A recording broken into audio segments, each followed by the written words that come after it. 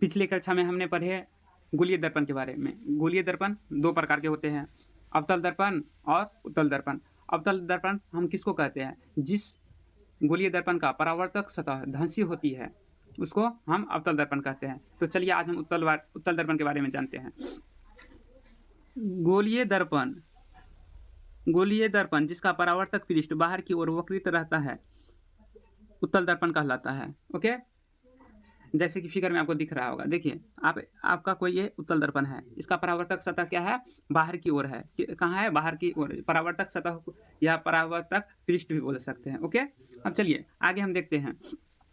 गोलीय दर्पण में समानतः प्रयुक्त होने वाले कुछ शब्द के बारे में जानते हैं। आपका एक कोई दर्पण जो फिगर में दिख रहा होगा, ओके, इसमें आपका ये जो आपका हम जो आपको यहाँ पे एक रेखा खींचे वो आपका कहलाता है क्या? मुख्य अक्ष। क्या कहलाता है? मुख्य अक्ष। मुख्य अक्ष पर आपको क्या सब होते हैं? पोल होते हैं, फोकस होते हैं और आपका वक्ता केंद्र होते हैं। और पोल से वक्ता केंद्र के बीच का डिस्टेंस को हम बोलते हैं वक्ता त्रिज्या, जिसको हम आर से सूचित करते हैं, आर से। ओके, चलिए ध्रुव। गोलीय दर्पण का परावर्तक पृष्ठ केंद्र के को दर्पण का ध्रुव कहते हैं। यह दर्पण के पृष्ठ पर स्थित होता है। ध्रुव प्रायः P द्वारा निरूपित करते हैं। चलिए मुख्य अक्ष। मुख्य अक्ष किसे कहते हैं? गोलीय दर्पण के ध्रुव तथा वक्ता त्रिज्या से गुजरने वाली एक सीधी रेखा को मुख्य अक्ष कहते हैं। मुख्य अक्ष दर्पण के ध्रुव पर लंबवत होता है। ओके, जैसा कि चित्र में आपको दिखाया गया है। ओके, चलिए वक्ता केंद्र। वक्ता केंद्र किसे कहते हैं? गोलीय दर्पण का परावर्तक पृष्ठ एक गोले का भाग है। इस गोले का केंद्र गोलीय दर्पण का वक्ता केंद्र कहलाता है।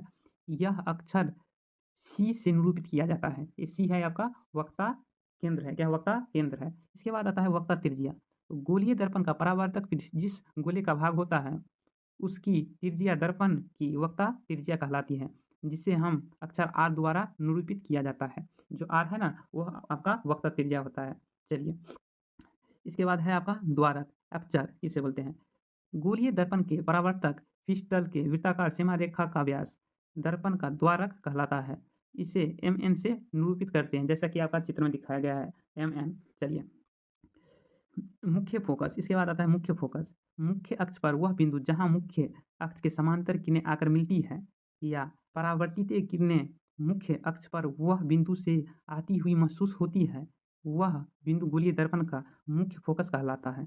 ओके, चलिए आगे। गोलीय दर्पण के ध्रुव तथा मुख्य फोकस के मध्य की दूरी फोकस दूरी कहलाती है। इसे अक्षर F द्वारा निरूपित करते हैं। चलिए आगे। छोटे द्वारक के गोलीय दर्पणों के लिए वक्ता त्रिज्या फोकस से दुगुनी होती है। इसे हम इस तरह जानते हैं। क्या होता है? F बराबर R/2। ये यहाँ आपको ऑब्जेक्टिव में डायरेक्ट यहाँ से आपका आता है, जो F बराबर क्या होता है? R/2। फोकस बराबर होता है वक्ता त्रिज्या बटा 2। चलिए अगला हम नेक्स्ट वीडियो में जानेंगे। बाय। पार्थ एकेडमी प्लस यहाँ 11th 12th IIT JE और नीट की तैयारी अच्छे से करवाई जाती है। जी हाँ, आपके शहर में